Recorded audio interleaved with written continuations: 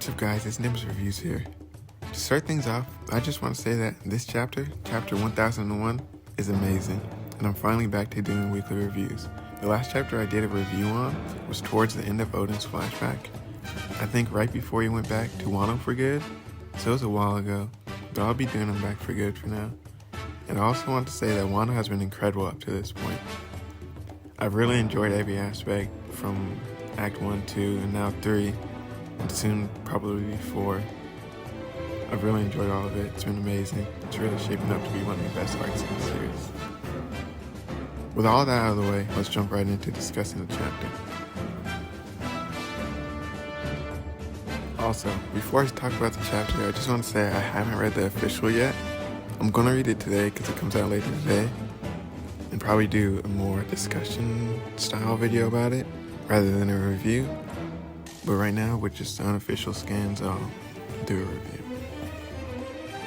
We start the chapter off with a cover art request. One of the ones that Oda does usually between the cover stories and the color spreads. It's nothing really special. It's just Jinbei laying on a jellyfish. But since we haven't really gotten a lot of Jinbei since he was pushed back from joining the crew fully, it's pretty nice to see him on one of these. But that's basically all for the cover. Alright, so we start the chapter right where we left off 2 weeks ago, with Luffy, Law, Zoro, Kid, and Killer on the rooftop facing off against Kaido and Big Mom. With how last chapter ended, I wasn't really sure what to expect from this chapter. I didn't know if we would be switching around all over Onigashima like we have been. Would we focus on one of the other Straw Hats and their situations?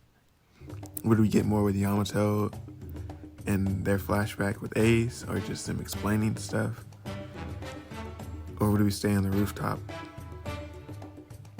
And I guess that's what Oda decided to go with, because this entire chapter takes place on the rooftop with the Supernova versus Kaido and Big Mom fight.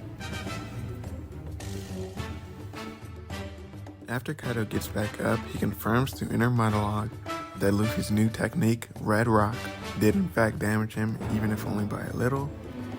Since we've gotten to Onigashima, we have got a lot of these inner monologues and thoughts from Kaido. I've really enjoyed reading these because it gives us insight into Kaido's mind, his ideology, his goals, his values, and generally just what he's thinking. This is really helpful with Kaido as we haven't gotten a flashback for him yet, so before Oda gives us everything, he's kind of using his thoughts to hint at what actually makes Kaido Kaido.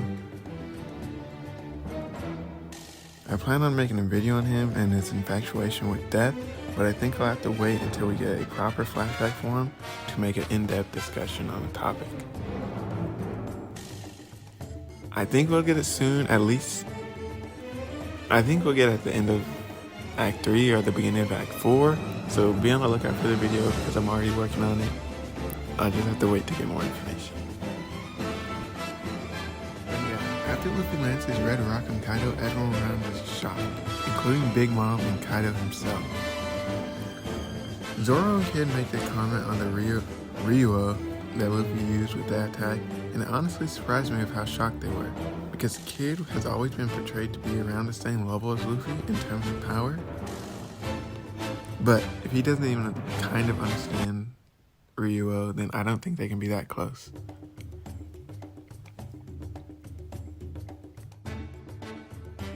Zoro was less confused by the Ryuo, but he still seemed like it was a newer concept to him, which is really strange for a lot of people, including myself in the community. Many people believe that Zoro was beginning to unlock Ryuo or armament haki at the beginning of their adventure during the Alabasta arc when he was fighting Mr. One. Because the way his master explained to him of the breath of all things and being able to hear the breath to be able to cut what you want but not cut what you don't want to was very similar to what Hyogoro was telling Luffy in the Udon prison about Ryuo. So I'm not sure if Zoro just doesn't have it, or maybe he just hasn't connected the two and hasn't put together. I'd find it really strange if he doesn't, because I've always had a thought that maybe swordsmen by default using armament hockey on their blades with some form of Ryuo, along with their wind slashes, which I made a short video about, but I think I need to make another one since we've learned so much more about it. And honestly, I still think Zoro has it. A lot of people have written it off like, oh, he doesn't have it if he doesn't understand it already. But just because he doesn't get what Luffy did, because Luffy was taught it, doesn't mean he didn't learn it. So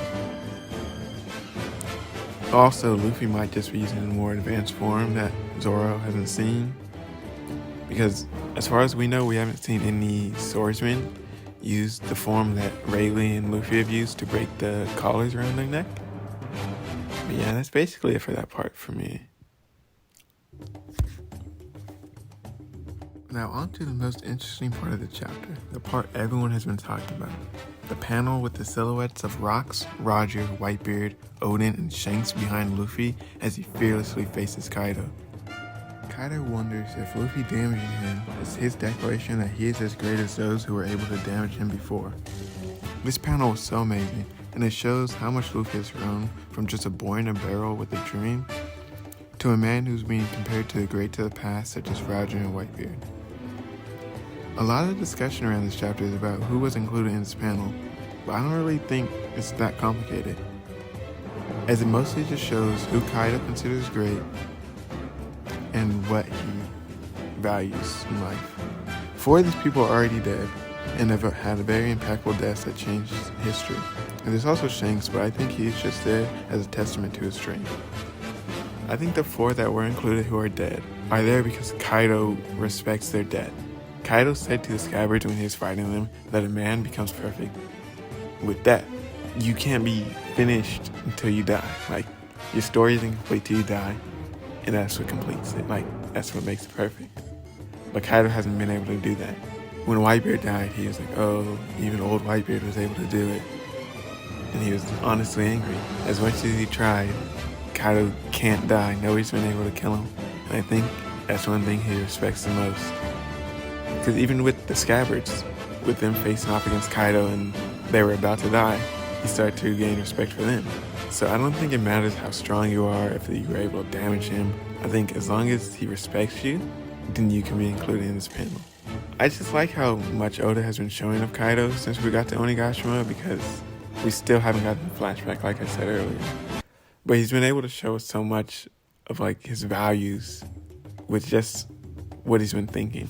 I'm not sure if I'm the only one, but all of this stuff with Kaido has just really been exciting me for his backstory, because I think a lot of what it's going to be is what made him who he is, and I think that's going to be Rocks.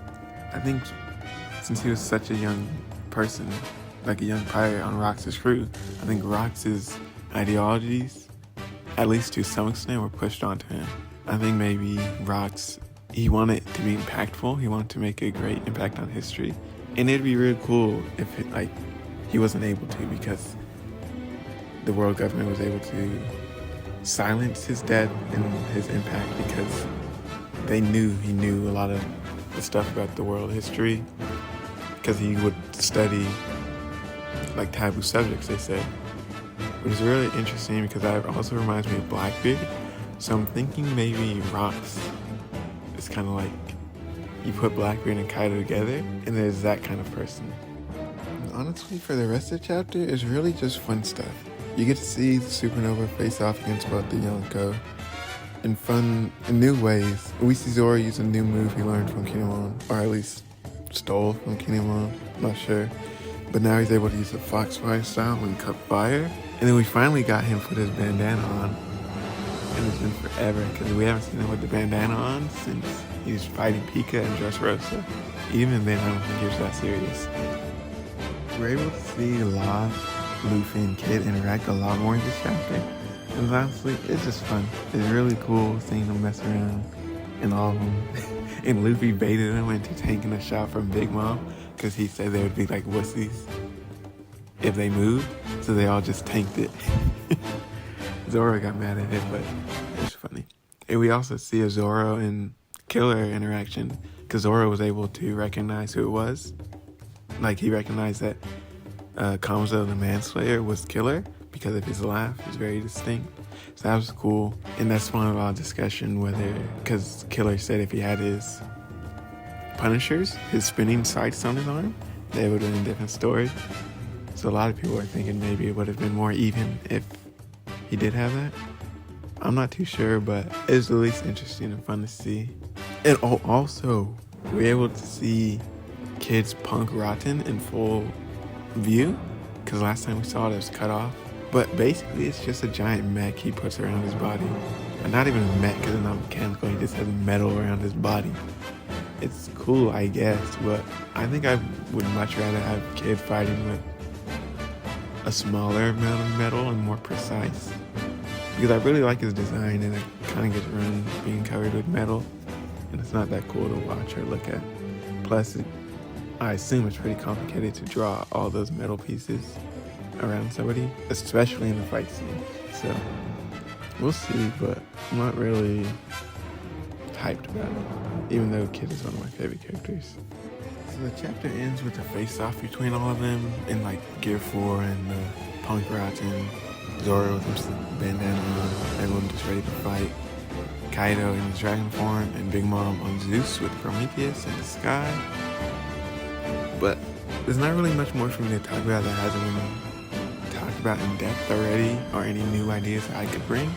I think the newest thing I brought to the table was probably what Kaido was thinking, seeing those people behind Luffy, and him thinking Luffy might be thinking that he is as great as those people because he's able to damage him. But besides that, everything's been really talked about.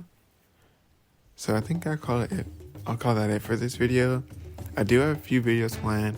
I have a theory on Orochi that I'm really excited about because I've never heard anyone talk about it. And it's something he mentioned before he went to Onigashima that's really interesting, and I think may play a key role for the people of Wano towards the end of this act, or not this act, but this arc. And it'll be coming soon, probably in a couple of days. And then I have another video where I just want to talk about Kaido, like I said. And then I have a video on Usopp, but I'm not sure, that might take long because I want to buy a new mic. Because that's going to be a really long video and a really in-depth analysis and discussion on Usopp's character. Because I don't think he gets the respect he deserves, honestly, as a character and as a person, because he's a really brave person. And he's a flawlessly written character, probably one of the best written characters Oda's put in One Piece. But yeah, that'll be all for me today. Thank you for watching. Don't forget to leave a like, comment, and subscribe. I'll see you in the next video. Later.